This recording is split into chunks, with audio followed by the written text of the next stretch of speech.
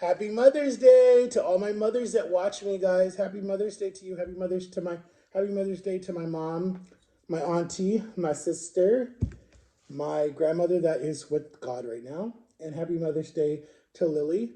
Who else? Who else? Who else? Who else? Who else? Who else? Just Happy Mother's Day to all the mothers and people that I love in my life. Happy Mother's Day to you guys. Oh, definitely to Jama, duh. To Jama, to who else? Who else? Who else? Who else is a mama that I care about? I said to my aunties, to my cousin Melissa, Happy Mother's Day.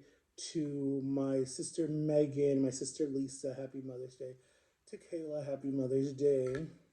But anyways, to all my mothers that I love on here, Happy Mother's Day. Evon, Happy Mother's Day, Evon. Um, But anyways, guys, story time, story time. I'm gonna tell you guys my adoption story, okay? So get you something to eat, sit back and relax. Let me tell you my adoption story. So, anyways, picture this. Go back to 1989. I was born in 1989, right? So I was 4 months old. So my parents got me, okay, 4 months. So you go July, August, October, November, December. So they got me, no, that's okay, October. November they got me, right? So I went to a foster family for 4 months. I was with this foster family because basically my birth mother um, pushed me out, and then she couldn't keep me or whatever. I don't know that whole story, but I do, but I really don't care to talk about it. So anyway, she couldn't keep me, and then I went to this a rich foster family, whatever. I think the father was a lawyer, if I'm mistaken, or something, and he had two girls, so I would have had two older sisters. And then the mother was very pretty at the time. Well, she probably still is. I wish I could find them. I don't know why. Um, and then I remember. Ooh, let's say guys still got this. I always forget to eat, guys, on these videos. So anyway, so then I came to my current family now at 4 months old, and I was raised by a, I guess you technically could say, a single mother because my father was so busy with work, and she did the best she could. They found out at a young age that I had asthma because I basically grew up in the emergency room. I was always sick, always sick. It didn't matter what it was, and always around like when the winter would come, I would always be sick. My mom said you were always in the hospital. Then, so that was one thing they found out. They said he's a very sick baby, like a very sick baby. Like they were like, we would be surprised if he even makes it to his 1 year end, like his 1 year birthday, because I was so sick. My lungs were so bad when I was a baby, super super bad. Like I smoked a pack a day, and I just was popped up. At 4 months ago, they were just like, he has very bad lungs, like very very very very bad lungs, and we don't want to have to do like a surgery or nothing like that. But I was in the NICU for a long time. And I was always in the hospital. Thank God, the parents I came to now, thank God they have very good health insurance, or I probably would have died if I stayed with my birth mom because she wasn't working at the time, and she would have probably had no way to take care of me at all. So, yeah. But, so, anyways, I grew up on a farm, and I think my childhood, I mean, it had really bad moments, but then I think I really blocked out all the bad moments, and all I think about are like all the happy moments right now. So I think that that's like where my mind is now. It's like it won't let me go to the bad moments, if that makes sense. So I was raised by a very godly mother, very strict mother sometimes. And then I had other mothers that were in my life, like Mrs. Harlow, Mrs. Roick, Mrs. Norcower. Who else? I'm trying to think of other homeschool mothers that kind of like made a big influence on me. That's kind of it. That's kind of it. And then they found out I had a disability when I was like, I want to say when I was like five. I think I was five. And the doctors were telling my mom, like, you probably should send him to some school for people with disabilities. Because this is like the early 90s, guys, right? So they were like, you probably should send him to some type of school for people with disabilities or whatever, because it's going to be a lot to take care of. And you have six kids and da da da da. or you had 5 kids left at home if you take me out of the picture. And he said a lot of them will be jealous and angry because they'll say, you spend all your time on him. And that is true. Um, so then I remember basically just being heavily medicated just so I would pay attention and do my homework. And I remember being like a zombie and just sitting there drooling, and my brother being like poking me, like, hey, hey, hey, and not even making noise or anything.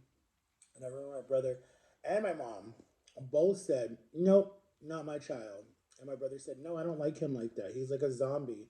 So I was only on it from like 5 until I was 9, I think. And then they took me off of it. But it did whatever damage it wanted to do. Um, and then what happened? I tell you guys these stories. I was not a perfect child. I was very hard to deal with, like 100%. 100%. I was a difficult child, 100%. But it still doesn't give a person a right to abuse you at all. Just because they're a troubled child doesn't give you a right to put your hands on them. You can discipline them, but you don't have to beat the hell out of them. You don't have to tie them to the bed. You don't have to break their, like, there's stuff that you didn't have to do to get a child to obey. And I'm not saying my mom did that. I'm saying my brother did that. But anyways, um, and then we moved to Florida, and like our relationship was still good when we moved to. I mean, there were different flare ups and stuff, but she worked, my dad worked, I went to school, my brother went to school. Really, weekends were really the only time we really saw each other.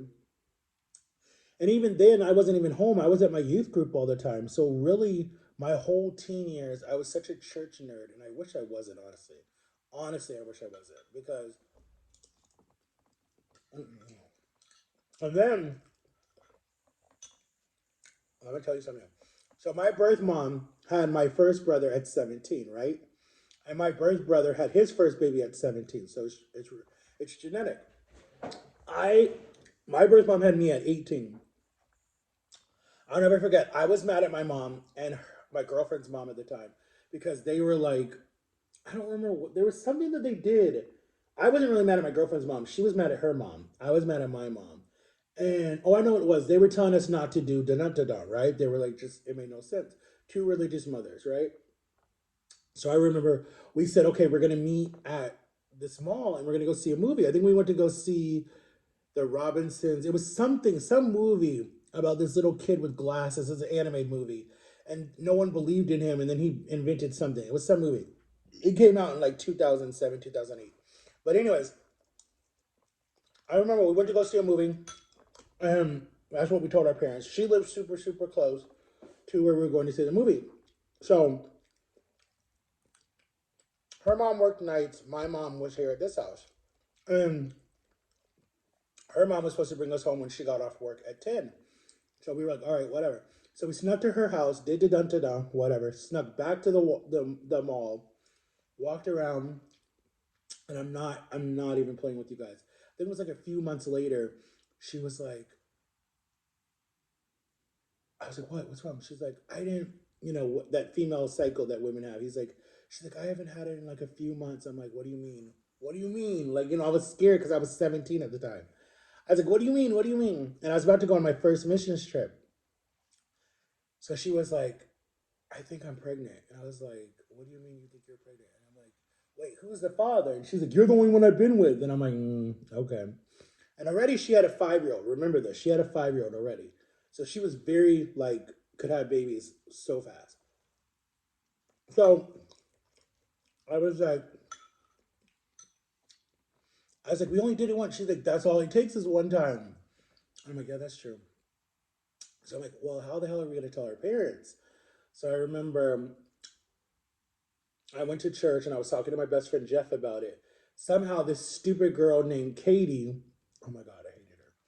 She overheard it and she went and gossiped it to everybody in the church.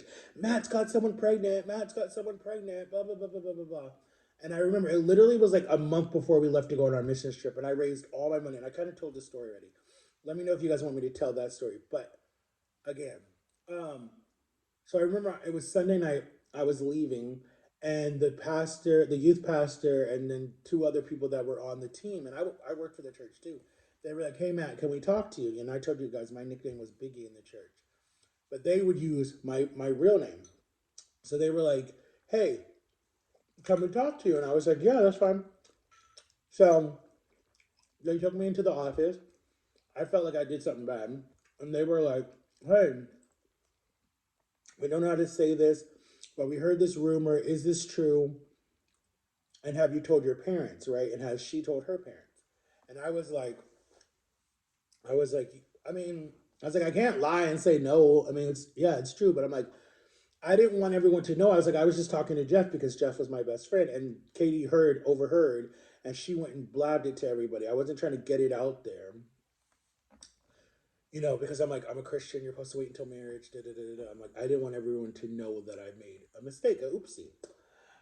So, anyways, I remember they were like, well, you need to tell your parents tonight, or we're going to tell your parents. We'll call them. And I was like in my head, like, first of all, who the heck do you think you are? Second of all, yeah, who do you think you are to be threatening me like, we're going to tell your parents? So, anyways, on the way home from church, I told my mom, hey, mom, I might have got a girl pregnant. My mom's like, wait a minute. I thought you were still a virgin. Like she's like shocked. And I'm like, well, hey, at least I waited until I was 17 that you knew about. So, anyways, I called him that night and I told her. And then he said, okay, thanks. We'll see you tomorrow.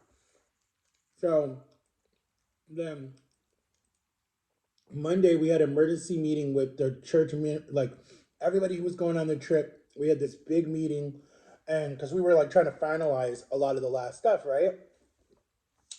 I raised over just me myself for this trip because you had to raise money for this trip.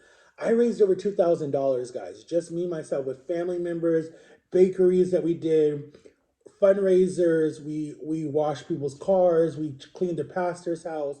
I mean, we did everything to go on this trip because we were going to the UK, or we were going to England. We were going to England, and I wanted to go so bad, right? Because I was like 17 at the time. And I was going to go with my best friend Brett and my best friend Brian, and we were gonna have so much fun. And then my girlfriend, my other friend at the time, not my girlfriend. You know what they did? So we had the meeting, and they were like, "You can't go, Matthew. We're gonna give your spot to the other Matt that was the music director at the church." And I said, "Hold on, wait a minute, wait a minute, wait a minute.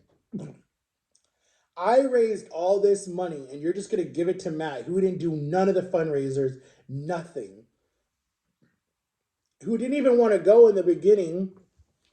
You're gonna just give him my spot?" Like, I was so livid. I was so angry. I literally wanted to cuss so bad, but I was like, I'm in a church, and I was like my friend Brett and Brian looked at me and they were like, "That's not right. You did all the fundraiser. So what if you got a girl pregnant, or you don't even know if you got the girl pregnant, if it's even yours? Why is that a big deal?" Well, they want you to be pure, and they want you to be like Mother Teresa or whatever it was. Like, I was so mad. I was so mad. I was so mad. I was like, in my head, I'm like, I should cuss all these people out and walk out this building. But I was like, you know what? No. I was like, it's fine. I don't want to go. Guys, I left that church. I never went back. I never went back. I was so mad about that. I was so mad about it. And then to come to find out, yeah, she's pregnant, but it's not my baby because then we do a DNA test. So that means she cheated on me with her ex boyfriend that was living in Miami. And I was like, so you're telling me that I ruined my whole situation and it wasn't even my baby? So I literally just left the church. I said, forget it. I'm done. I'm like, I'm not going to give any more time and effort. And I literally didn't go to church for like a good 5 or 6 years until like 2014, 2015 is when I started going back to church. Like, I literally stayed, literally turned me off to churches. Like, I felt like everyone is just so two-faced and so higher than everybody, like they're the pope or something. Like, they were so judgmental. And it's so funny because later down the line I found out that my youth pastor, he had a baby young. The other person, she had her first baby at 16, and it was just like, so you guys are sitting here calling me out, and you guys have all done it younger than me, and I was just so angry about it. And then they post all the pictures on Facebook and all this different stuff, and they look like they're having so much fun. I was so mad. I was so heated, So heated. But anyways, I don't know how I got off that topic, but you know me. Anyways, guys, I didn't even finish all the food. I know that does not look good. But I love you guys. Happy Mother's Day. Have a wonderful time with your family. Stay safe. Stay blessed. Kids, pamper your mother today because it's her lucky day. It's Mother's Day. And make sure to subscribe and like and turn on my notification bells.